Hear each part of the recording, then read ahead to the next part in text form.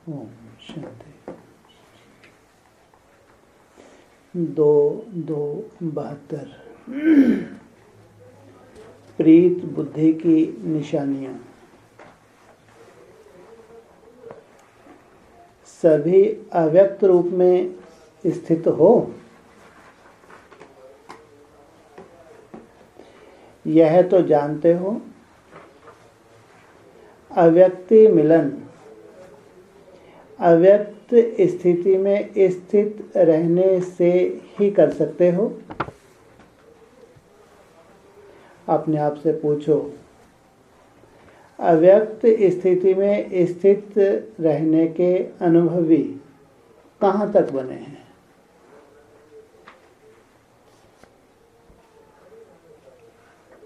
अव्यक्त स्थिति में रहने वालों का सदा हर संकल्प, हर कार्य अलौकिक होता है। ऐसा अव्यक्ति भाव में व्यक्त देश और कर्तव्य में रहते हुए भी कमल पुष्प के समान न्यारा और एक बाप का सदा प्यारा रहता है। ऐसे अलौकिक अव्यक्त स्थिति में रहने वाले को कहा जाता है अल्लाह लोग। टाइटल तो और भी हैं। ऐसे को ही प्रीत बुद्धि कहा जाता है। प्रीत और विपरीत बुद्धि दोनों के अनुभवी हो। प्रीत बुद्धि और दोनों के अनुभवी हो। इसलिए आप लोग मुख्य स्लोगन लिखते भी हो, विनाश काले प्रीत बुद्धि पांडव विजयन्ते और विनाश काले विपरीत बुद्धि विनश्यते। अभी कैसे शूटिंग हुई? अभी शूटिंग हुई नहीं हुई? 2-3 दिन में भूकंप में किसी की बिल्डिंग गिर गई। हाँ, भूकंप में कोई संकल्प से बहुत पीछे चले गए। कोई संकल्प से अडिग रहे तो निश्चय बुद्धि। और ये जो माला स्थूल रूप में मार्क्स दे रहे हैं क्या, वो शूटिंग कर रहे हैं अपनी, उस हिसाब से वो पीछे चले गए। और जो प्रीत बुद्धि हैं, जिनको लगा कुछ नहीं, वो तो ठगियाँ मारते होंगे। उनको तो इंतज़ार थी, 18 आ गया, 19 आ गया, कोई ऐसा हुआ ही नहीं। क्या इंतज़ार कर रहे थे?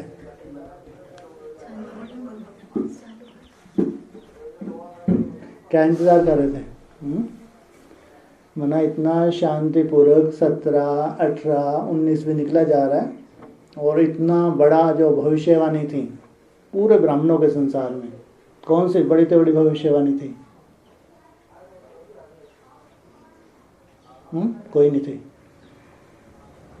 बोलो। कई सालों से थी, दसियों सालों से थी। संवत एक शुरू हुआ और घोर ज्ञान की रात्रि, ठीक, और राजधानी स्थापन, और कुछ नहीं है जी। कृष्ण का जन्म। आप देख कहाँ जो देख जी, कृष्ण का जन्म। शिव जयंती भी थी, नहीं थी?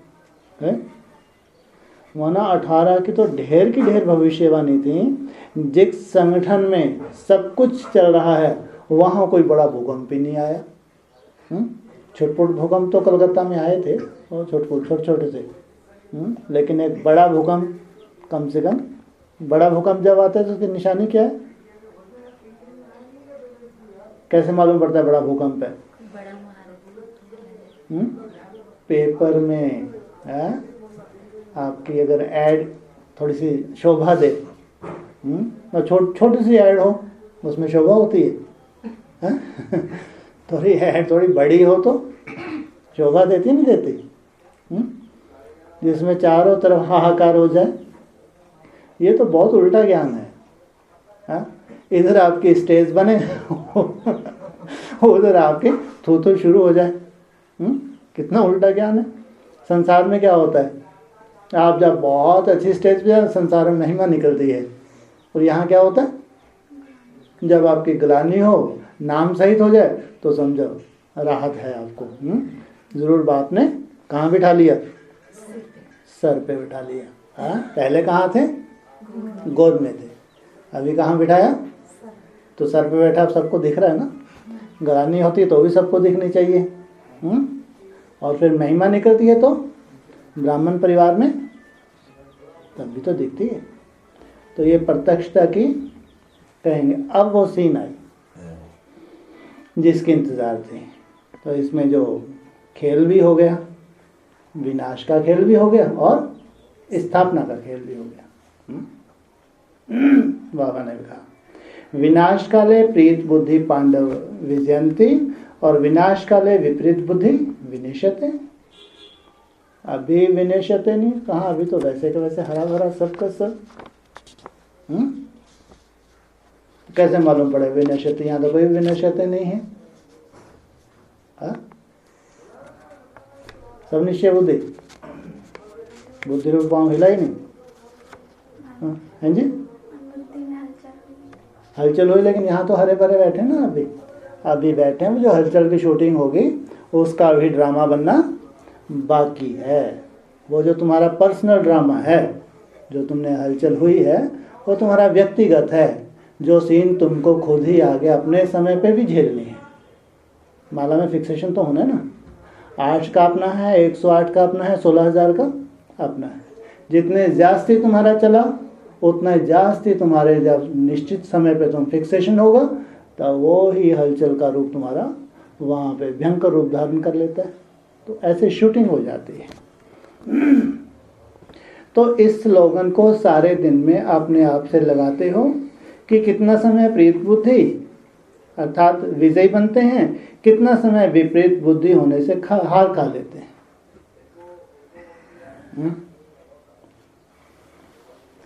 और फिर अगर वाचा में आ जाए तो संकल्प में शूटिंग तो अल्प का कम होती है, ज़्यादा होती है, छोटी। वाचा में आ जाए तो बड़ा रूप हो गया। वाचा में अगर आपसे ग्लानि निकल गई तो समझो बहुत बड़ा रूप हो गया। होता है ना, जब ऐसा माहौल होता है अपन भी क्या होता है, हाँ में हाँ मिला देते हैं। भले बोलते नहीं लेकिन हाँ में हाँ भी मिल जाती है तो समझो बड़ी शूटिंग हो गई। अब आगे चल के यही रूप तुम्हारा आसुरी रूप बड़ा सामने आने वाला है। और कर्म में हो जाए तो महासुरों की लिस्ट में आ जाते हैं। खैर यहाँ तो चार्ट वार्ट बनाने वाले हैं ना, अमृत वेला करने वाले हैं, चार्ट बनाने वाले हैं, तो इतनी बड़ी शूटिंग तो होती नहीं। जब माया से हार खाते हो तो क्या प्रीत बुद्धि हो, प्रीत बुद्धि अर्थात विजयी। तो जब दूसरों को सुनाते हो कि विनाश काले विपरीत बुद्धि मत बनो, प्रीत बुद्धि बनो, तो अपने को भी देखते हो कि इस समय हम प्रीत बुद्धि हैं व विपरीत बुद्धि। प्रीत बुद्धि वाला कब श्रीमत के विपरीत एक संकल्प भी उठा नहीं सकता। अगर श्रीमत के विपरीत संकल्प व वचन व कर्म होता है तो समझो उसको प्रीत बुद्धि कहेंगे।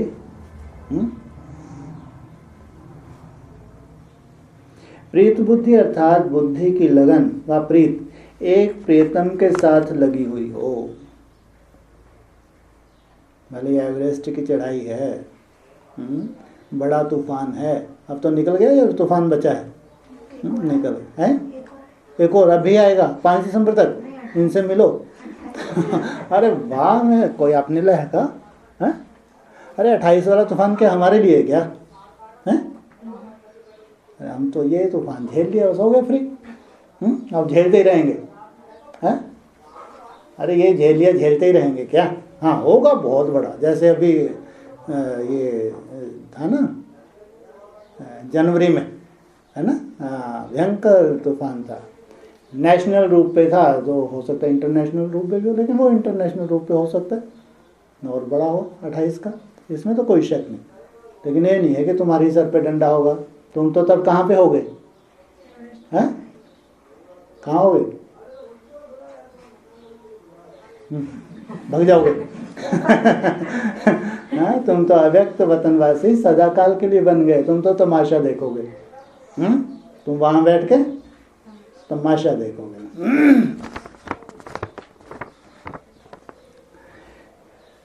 तो बाबा कहते हैं जब एक के साथ सदा प्रीत है तो अन्य किसी भी व्यक्ति व वैभव के साथ प्रीत जुट नहीं सकती, क्योंकि प्रीत बुद्धि अर्थात सदा बाप दादा को अपने सन्मुख अनुभव करेंगे।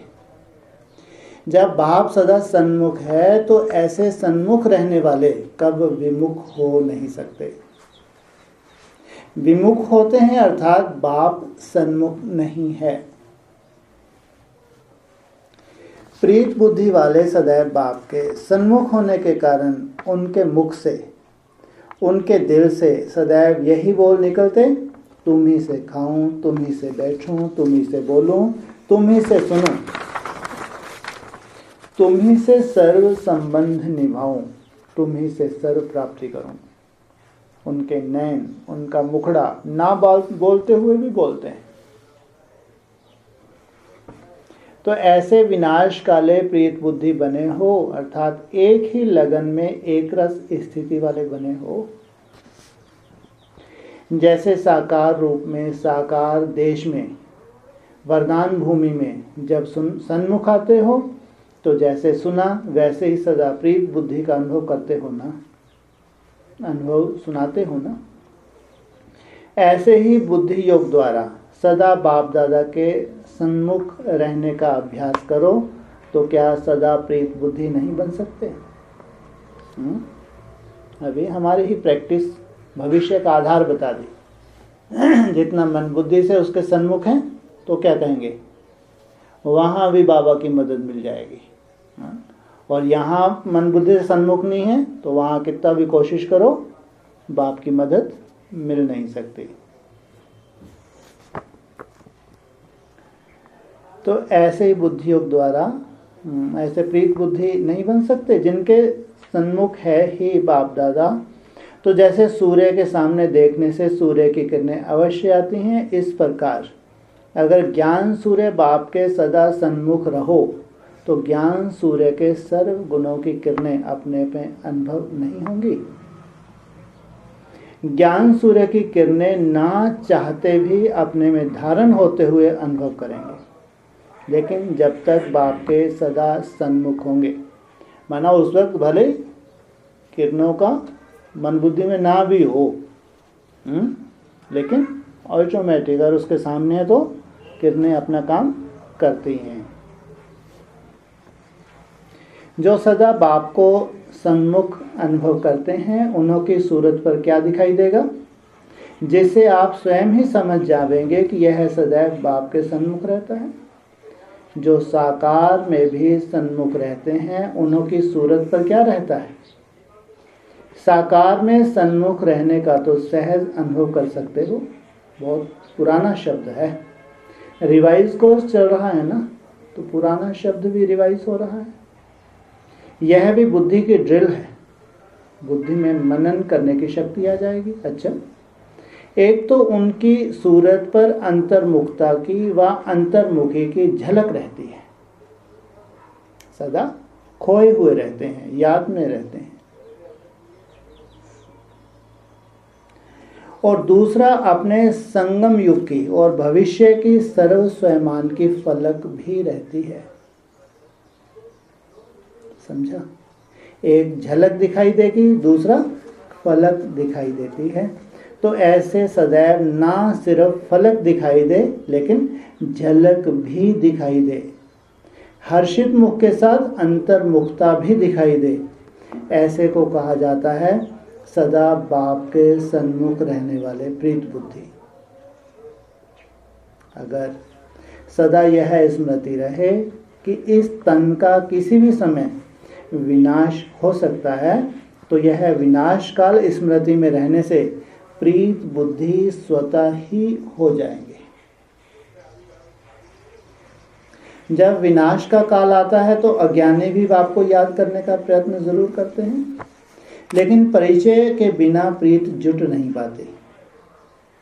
अगर यह सदा स्मृति में रखो कि यह अंतिम घड़ी है, अंतिम जन्म नहीं, अंतिम घड़ी है, यह याद रहने से और कोई भी याद नहीं आएगा, फिर ऐसे सदा प्रीत बुद्धि हो, श्रीमत के विपरीत तो नहीं चलते हो। अगर मनसा में भी श्रीमत के विपरीत व्यर्थ संकल्प विकल्प आते हैं तो क्या प्रीत बुद्धि कहेंगे? ऐसे सदा प्रीत बुद्धि रहने वाले विजयी रत्न बन सकते हैं। विजयी रत्न बनने के लिए अपने को सदा प्रीत बुद्धि समझो, प्रीत बुद्धि बनाओ, नहीं तो ऊंच पद पाने के बजाय कम पद पाने के अधिकारी बन जाएंगे। तो सभी अपने को विजयी रत्न समझते हो। कहाँ भी किस प्रकार से कोई के साथ प्रीत ना हो, नहीं तो विपरीत बुद्धि की लिस्ट में आ जाएंगे। जैसे लोगों को प्रदर्शनी में संगम के चित्र पर खड़ा करके पूछते हो, अभी आप कहाँ हो और कौन हो? संगम पर खड़ा करके क्यों पूछते हो? क्योंकि संगम है ऊंच से ऊंच स्थान व युग। इस प्रकार अपने आप को ऊंची स्टेज पर खड़ा करो और फिर अपने आप से पूछो कि मैं सदा प्रीत बुद्धि हूँ। कहाँ खड़े होके चेक करो? संगम पे है। संगम पे सदा प्रीत बुद्धि है तो अंत मते सो गते। तो कहाँ खड़े हैं? कहाँ खड़े हैं? संगम पे। कब से कब तक?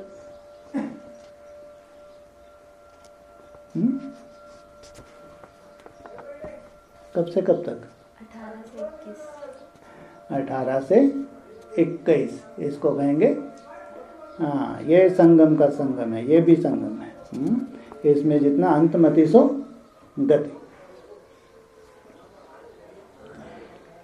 तो वह नहीं हो, वह कभी प्रीत बुद्धि की लिस्ट में आते, कभी निकल जाते हैं। अगर अब तक भी सदा प्रीत बुद्धि नहीं बने हैं, अर्थात कहाँ न कहाँ सूक्ष्म रूप में व स्थूल रूप में किससे भी कहाँ भी प्रीत लगी हुई है, तो वर्तमान समय जबकि पढ़ाई का कोर्स समाप्त हो और रिवाइज कोर्स चल रहा है, तो इससे समझना चाहिए परीक्षा का समय कितना समीप है। पढ़ाई का कोर्स पूरा हुआ है? क्या प्रूफ? लड़ाई शुरू माना पढ़ाई पूरी। लड़ाई शुरू माना पढ़ाई पूरी। और क्या प्रूफ? तुम्हारी कर्मातीत अवस्था से विनाश का। अच्छा, और कोई ढंग का प्रूफ? क्या प्रूफ पढ़ाई पूरी हुई? अरे अव्यक्तवाणी में क्या बोला? 31 दिसंबर को, हाँ, समाप्ति वर्ष। अव्यक्तवाणी में बोला ना समाप्ति वर्ष। इसका मतलब इशारा ही दे देना, माना पढ़ाई पूरी हुई।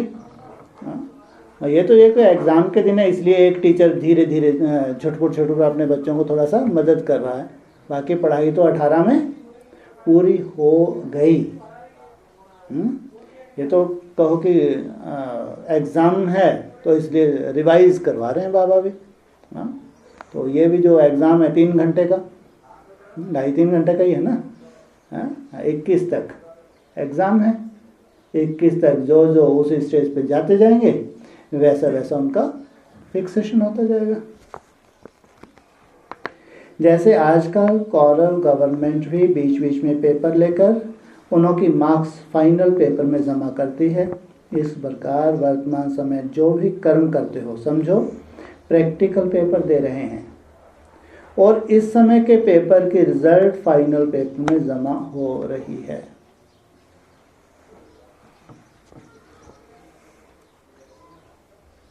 अभी थोड़े समय में यह भी अनुभव करेंगे, कोई भी विक्रम करने वालों को सूक्ष्म रूप में सजाओं का अनुभव होगा।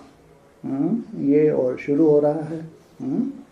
इधर अगर विक्रम करते हैं तो सजाओं का साथ साथ सूक्ष्म रूप में अनुभव होगा।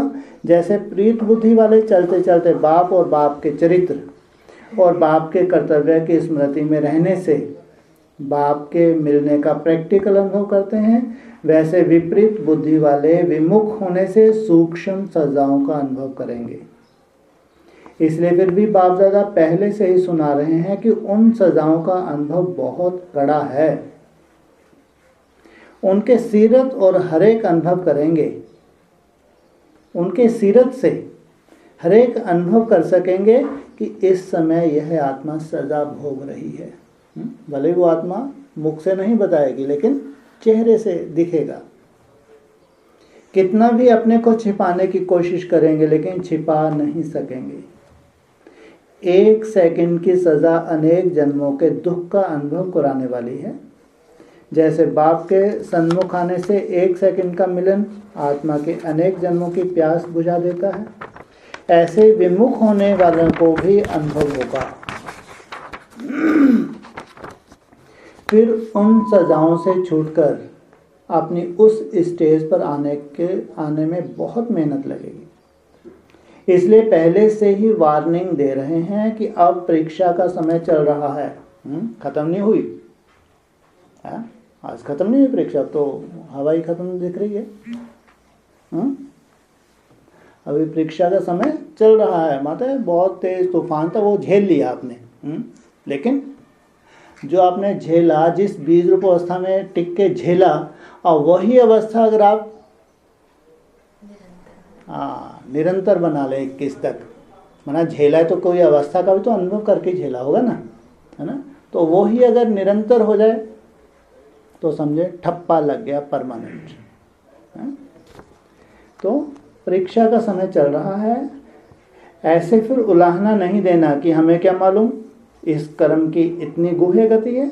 इसलिए सूक्ष्म सजाओं से बचने के लिए अपने से ही अपने आप को सावधान रखो। अब गफलत ना करो। अगर जरा भी गफलत की तो जैसे कहावत है, एक का 100 गुना लाभ भी मिलता है और 1 का 100 गुना दंड भी मिलता है। यह बोल अभी प्रैक्टिकल में अनुभव होने वाले हैं। इसलिए सदा बाप के सन्मुख प्रीत बुद्धि बनकर रहो। अच्छा, सदा सन्मुख रहने वाले लक्की सितारों को बाप दादा भी नमस्ते करते हैं। ओम शांति।